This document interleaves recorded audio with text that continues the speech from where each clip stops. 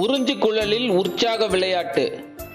வணக்கம் குழந்தைகளே, நாம இப்போ ஸ்ட்ராக்களை பயன்படுத்தி 3 விதமான விளையாட்டு கருவிகளை செய்ய போறோம். இதற்கு தேவையான பொருட்கள் ஸ்ட்ரா, ரப்பர் துண்டு, மணிகள், கத்தரிக்கோல் மற்றும் பசை. முதல்ல நாம ஸ்ட்ராவினை 2 சம துண்டுகளா வெட்டிட்டு ஒரு துண்டு ஸ்ட்ராவின் முனைப்பகுதியை இப்படி குறுக்கே வெட்டிக்கணும். இப்போ நீங்க ஸ்ட்ராவினை வி வடிவில் வெட்டி இருப்பதை பார்க்கலாம்.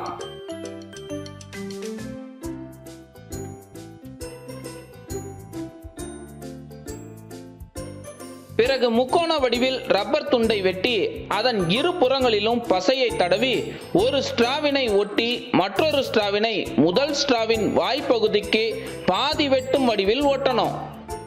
ஒரு ஸ்ட்ராவில் வரும் காற்று மற்றொரு ஸ்ட்ராவினுள் சிறிது தடுத்து உள் செல்லும் வகையில் பொருத்தணும்.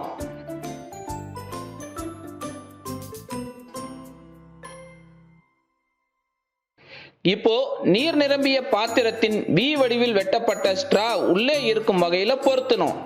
ஸ்ட்ராவோட மறுமுனையில நாம ஊதுனா குழாய் வழியே செல்லும் காற்று நீரை மேல் நோக்கி இடப்பெயர்ச்சி செய்து தெளிப்பதை பார்க்கலாம்.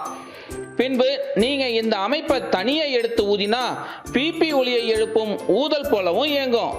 மேலும் ரப்பர் துண்டின் நடுவில் உள்ள நீளமான குச்சியை செருகி அதனை பிடித்தவாறே நீரில் இரு ஸ்ட்ரா அமைப்பு மேலே வச்சு சுற்றினா அது ஒரு நீர் தெளிப்பான் போல செயல்படுவதையும் பார்க்கலாம். நீங்க 3 மணிகளை எடுத்து இரு ஸ்ட்ராக்கள் மற்றும் நடுக்குச்சியிலும் இணைத்து நடுக்குச்சியை பிடித்து சுழற்றினா இரு மணிகளும் மைய விலக்கு விசையின் காரணமா விலகிச் செல்வதையும் பார்க்கலாம்.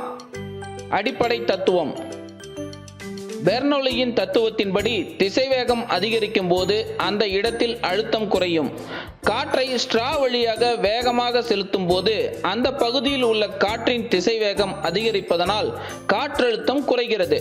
இதனால் அதிக அழுத்தமுடைய பகுதியிலிருந்து தண்ணீர் மேல் நோக்கி பீச்சி அடிக்கிறது.